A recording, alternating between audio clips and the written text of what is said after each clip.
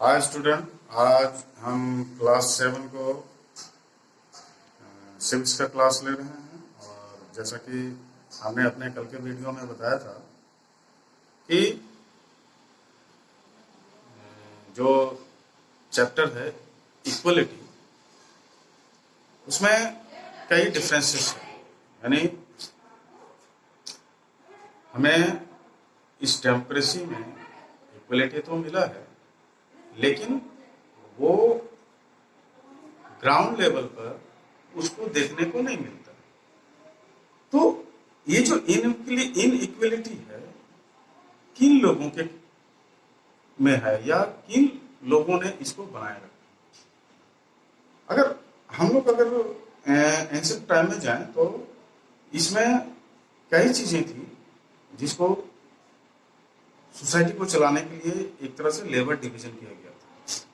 लेकिन बाद के टाइम में आते आते इस लेबर डिवीजन ने एक कास्ट सिस्टम में कन्वर्ट हो गया, और उस सिस्टम में जो लोअर जो कंप्लीट लेबर प्रोवाइड करता था, वो लगभग वो एक डिप्रेस क्लास बन गया, जिसको हम लोग आज दलित कहते हैं।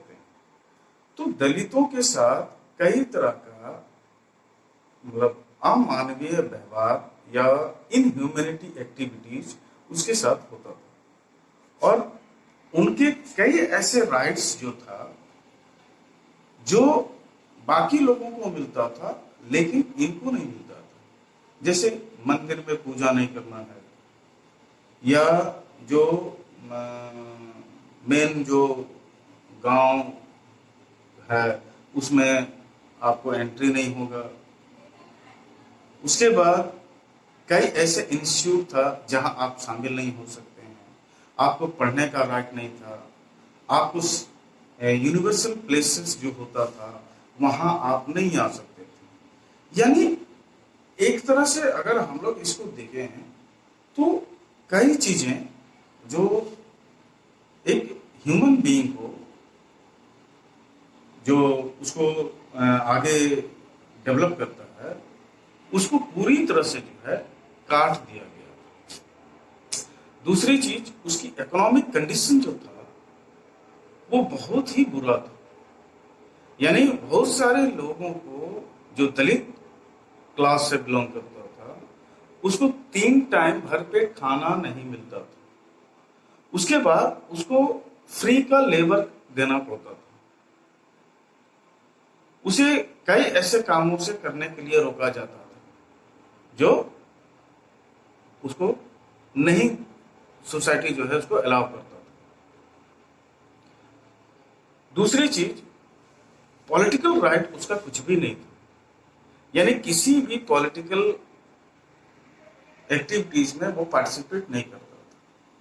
तो जब हमारा देश आजाद हुआ और हमने डेमोक्रेसी को अडॉप्ट किया, और उसके बाद हमारा एक कॉन्स्टिट्यूशन बना, और उस कॉन्स्टिट्यूशन के बेस के ऊपर में ऐसे क्लास के लोग जो दलित क्लास कहलाता था, उसको कई तरह से जो है सोसाइटी के मेन स्ट्रीम में शामिल करने के लिए, या उनके जो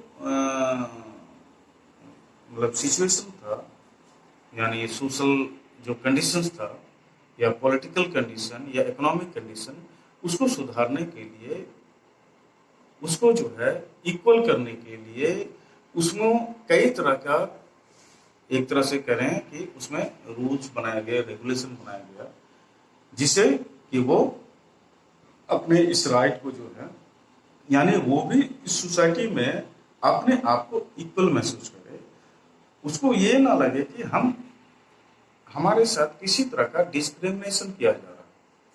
तो ये जो डिस्क्रिमिनेशन वाली बात है, ये तभी खत्म हो सकता है जब हम उसको एक इक्वल राइट प्रोवाइड करें।